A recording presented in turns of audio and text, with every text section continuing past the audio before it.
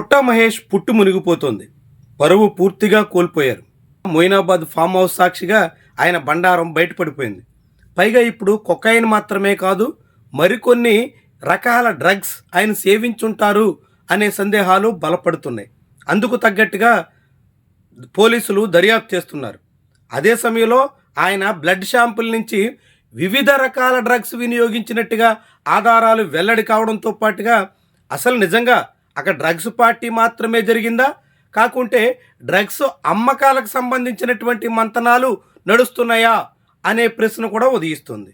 ఇప్పుడు దర్యాప్తు సంస్థలు ఆ కోణంలో విచారణ చేస్తుండడంతో మొత్తం తీగలాగితే డొంక కదిలినట్టుగా పుట్టా మహేష్ బాగోతాలు మొత్తం బయటపడతాయా అనే ప్రశ్న కూడా వినిపిస్తోంది. ఈ నేపథ్యంలోనే పుట్టా మహేష్ పుట్టు పూర్వోత్తరాలకు సంబంధించినటువంటి వివిధ రకాల కథనాలు ఇప్పుడు హల్చల్ చేస్తున్నాయి. అదే సమయంలో పుట్టా మహేష్ తన పరువు కాపాడుకునే ప్రయత్నంలో చేస్తున్న ప్రయత్నాలు కొన్ని తెలుగుదేశం పార్టీని మరింత బజారు పాలు చేస్తున్నట్టు కనిపిస్తుంది. కింద పడ్డ తనదే పై చేయన్నట్టుగా చేస్తున్నటువంటి కొన్ని వ్యవహారాలు ఆయన్ని, ఆయన పార్టీని కూడా బదనాం చేసేస్తున్నాయి. ఏలూరులో నిన్న దర్శనమిచ్చినటువంటి ఫ్లెక్సీలు చాలా విస్మయకరంగా కనిపిస్తున్నాయి. మొయినాబాద్లో నేరుగా డ్రగ్స్ సేవిస్తూ పట్టుబడిన తర్వాత అక్కడ పట్టుకోవడానికి వెళ్ళిన పోలీసుల మీద కాల్పుల ఉదంతం వరకు పరిణామాలు దారి తీసిన తర్వాత బ్లడ్ షాంపుల్లో ఆధారాలు కూడా దొరికినట్టుగా పోలీసులు నిర్ధారించిన తర్వాత మేము మీతోనే ఉన్నాం అంటూ ఏలూరులో వెలిసిన ఫ్లెక్సీలు చాలా విచిత్రంగా కనిపిస్తున్నాయి.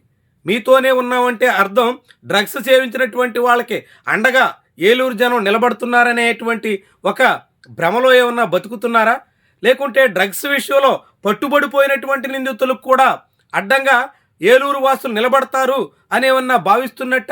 చాలా విడ్డూరంగా కనిపిస్తున్నటువంటి వ్యవహారం. రాజకీయంగా ఇప్పటికే పుట్టా మహేష్ అండ్ కో తీరు మీద తెలుగుదేశం పార్టీలోనే తీవ్ర ఆవేదన వ్యక్తమవుతోంది. పుట్టా మహేష్ తీరుతో తెలుగుదేశం పార్టీ బజారు పాలవుతుందన్న ఆందోళన వెల్లడవుతోంది. ఈ తరుణంలోనే పుట్టా మహేష్ క్యాంపులో కథ నడుపుతున్నటువంటి తలసాని శ్రీనివాస్ మాజీ సిబ్బంది బండారాన్ని కూడా తెలుగుదేశం పార్టీ శ్రేణులే బయటకు తీస్తున్నాయి. పోలవరంలో జరిగినటువంటి భూ స్కామ్ వెనక కూడా పుట్టా మహేష్ పాత్ర ఉంది అనే అభియోగాలు కూడా చేస్తున్నారు. ఇలా వివిధ రకాల అంశాలు తెర మీదకు వస్తుంటే ఒక్కొక్కటిగా పుట్టా మహేష్ భాగవతం అంతా బయటపడుతుంటే దాన్ని ఇంకా కప్పిపుచ్చడానికి ఇంకొంతకాలం కవర్ చేయొచ్చు అనే తీరున ఆ ఎంపీ సాగుతున్నటువంటి వైనమే విడ్డూరంగా కనిపిస్తుంది. అందుకే ఇప్పుడు నేషనల్ మీడియా కూడా కోడై కూస్తోంది. తెలుగుదేశం పార్టీ ఎంపీ నేరుగా పార్లమెంట్ సమావేశాల నుంచి వెళ్ళి డ్రగ్స్ పార్టీలో పాల్గొని పోలీసులకు చిక్కి ఆ తర్వాత స్టేషన్ బెల్ రాగానే మళ్ళీ పార్లమెంట్కి ఎలా వచ్చేస్తారు అని రాజ్దీప్ సర్దేశాయి లాంటి వాళ్ళు ప్రశ్నించే పరిస్థితి వచ్చింది. వివిధ ఇంగ్లీష్ ఛానళ్లలో కూడా ఇప్పుడు పుట్టా మహేష్ టీడీపీ ఈ వ్యవహారాన్ని చాలా పెద్ద స్థాయిలో హైలైట్ చేస్తున్నారు. మొత్తంగా తెలుగుదేశం పార్టీ నాయకత్వం పుట్టా మహేష్ విషయంలో సమర్థవంతంగా సాగకపోతే ఆ పార్టీ కూడా పూర్తిగా పుట్టి మునిగిపోయే పరిస్థితిని కొని తెచ్చుకున్నట్టే చెప్పాల్సి ఉంటుంది.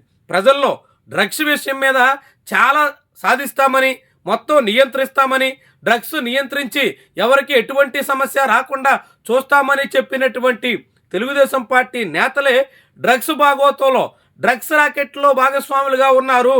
డ్రగ్స్ సేవిస్తూ ఆధారాలతో సహా బండారం బట్టబయలైంది అనే విషయం జనాలకి చేరిన తర్వాత సామాన్యులు సైతం తీవ్రంగా తప్పుపట్టే పరిస్థితి వచ్చింది.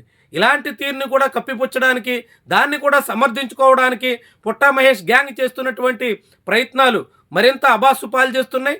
తెలుగుదేశం పార్టీని కూడా తీవ్రంగా నష్టపరిచే పరిస్థితికి వచ్చేస్తున్నాయి. అయినా టీడీపీ నాయకత్వం చొరవ చూపగలిగిన పరిస్థితి లేదు.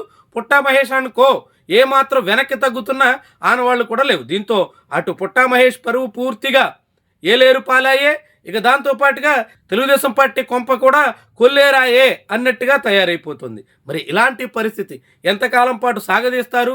ఎలా తమ వివాదాలని తామే రాజేసుకుంటారు? ఇలాంటి సమస్యల నుంచి గట్టెక్కడానికి బదులుగా కొత్త సమస్యలు కొని తెచ్చుకుని మరింతగా పలుచనయ్యే పరిస్థితిని ఎందుకు కొని తెచ్చుకుంటారు అన్నది టీడీపీ నేతలకే తెలియాలి.